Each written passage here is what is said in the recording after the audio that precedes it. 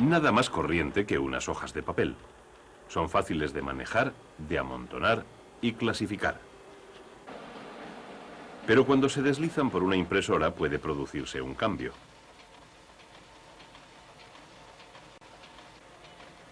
A veces se pegan porque se han cargado de electricidad estática. Para poder comprender lo que son estas cargas, hay que empezar con el átomo y sus fragmentos cargados. Todo átomo contiene uno o más protones cargados positivamente en el núcleo central y otros tantos electrones cargados negativamente a distintos niveles de energía alrededor del núcleo. Generalmente el número de protones y de electrones es el mismo y el átomo en su totalidad está equilibrado eléctricamente, no está cargado. Las sustancias que forman los átomos tampoco tienen carga. Entonces, ¿cómo se cargan las sustancias como el papel en la imprenta? Por una parte, la fricción. El papel roza los rodillos y tanto uno como los otros soportan cargas que pueden afectar a los objetos cercanos.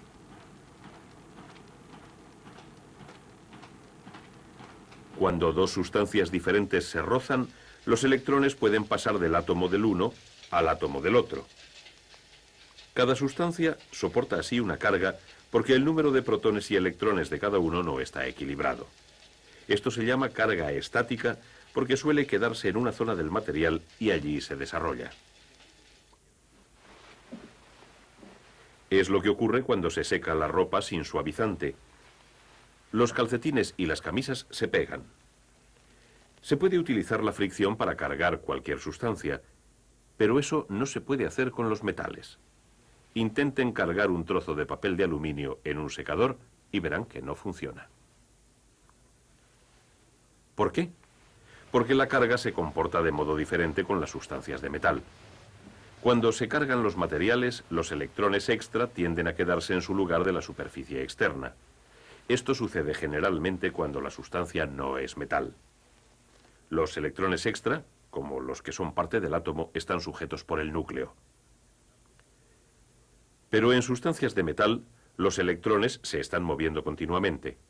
De manera que en el papel de aluminio los electrones extra que proporciona la fricción no se quedan en su sitio. Pero si entran en contacto con otro objeto de metal, como el interior del secador, se extienden por él y por cualquier otro metal con que entre en contacto, y no pueden desarrollarse porque no hay carga estática. Pero existe otra manera de proporcionar a la sustancia una carga que funcione con los metales al igual que con los no metales. En realidad acabamos de verlo, pero para que sea más fácil, pongamos el secador en órbita.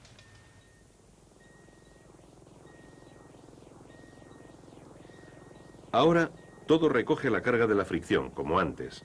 La única diferencia es que el secador no está conectado a nada que pueda conducir la carga de la sustancia metálica.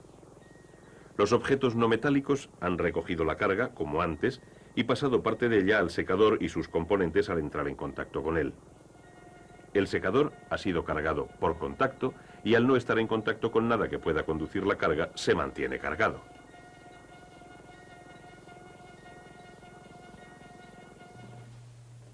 Ahora es igual que los otros objetos del interior que se cargaban por fricción, igual que el papel en la imprenta.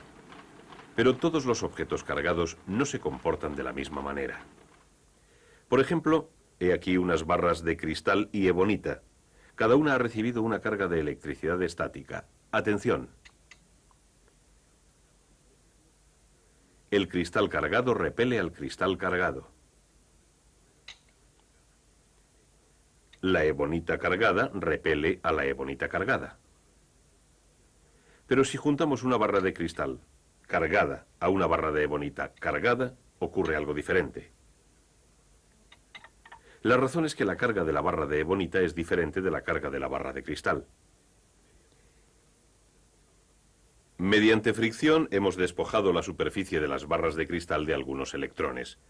Al tener más protones cargados positivamente que electrones cargados negativamente, la barra tiene una carga positiva.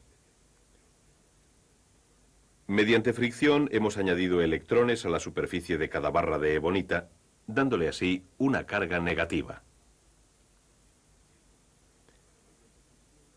El comportamiento de las barras ilustra un principio fundamental de las cargas eléctricas estáticas. Las cargas iguales se repelen entre sí.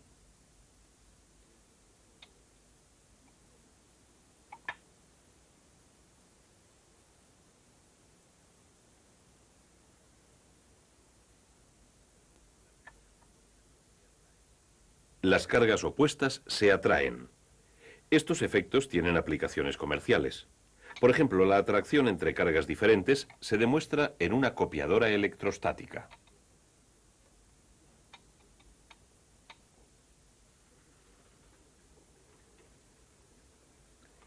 Los componentes de la copiadora le dan al papel una pauta de cargas positivas que duplica exactamente la imagen del papel que se está copiando. El carbón en polvo cargado negativamente es atraído a las zonas cargadas positivamente, recreando la misma pauta. El hecho de que las cargas similares se repelan tiene también aplicaciones comerciales. Este principio mejora el comportamiento de algunos aerosoles eléctricos. En el pulverizador, donde la pintura se disuelve en gotitas, cada una de ellas recibe la misma carga positiva. Consecuentemente, las gotitas se repelen entre sí y se extienden fina y uniformemente. El hecho de que las cargas iguales se repelan explica otra manera más de crear una carga estática aparte de la fricción y el contacto.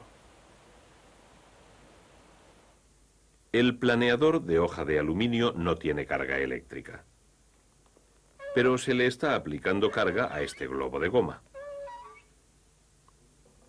Atención. El planeador se comporta como si tuviera una carga opuesta. El globo lo atrae. En realidad, el planeador sí lleva carga ahora, causada por el globo sin haber estado en contacto con él. La explicación es la siguiente. Los electrones extra del globo que le proporcionan la carga interactúan con algunos electrones del metal del planeador, impulsándolos hacia afuera. Las partes exteriores del planeador forman ahora una carga positiva.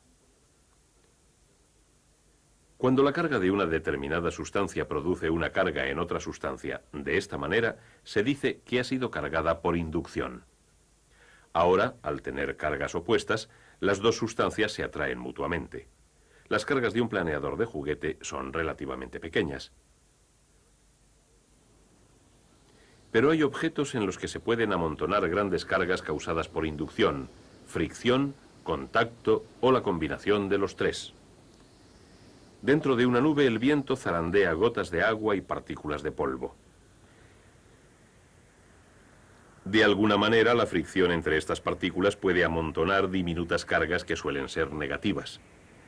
Dichas cargas se pasan por contacto al fondo de la nube y cuando se empiezan a acumular grandes cantidades, la nube impulsa los electrones hacia abajo, creando una carga opuesta por inducción.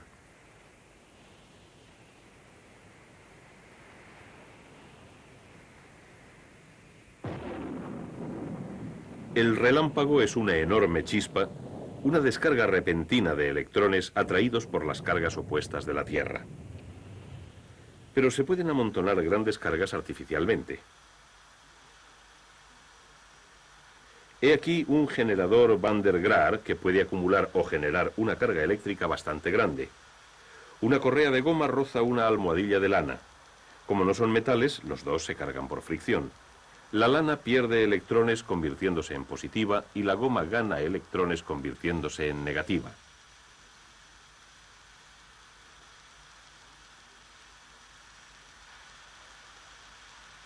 Al no ser metal, la goma mantiene en su lugar a los electrones extra y los transporta con la correa.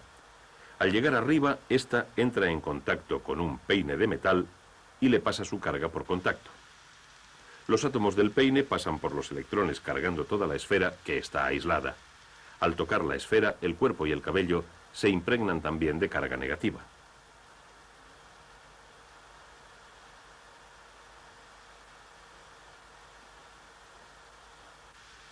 Las cargas iguales se repelen. Los generadores Van der Graaf, construidos en una escala mucho mayor, han ayudado a los científicos a descomponer el átomo impulsando enormes cantidades de electrones con mucha potencia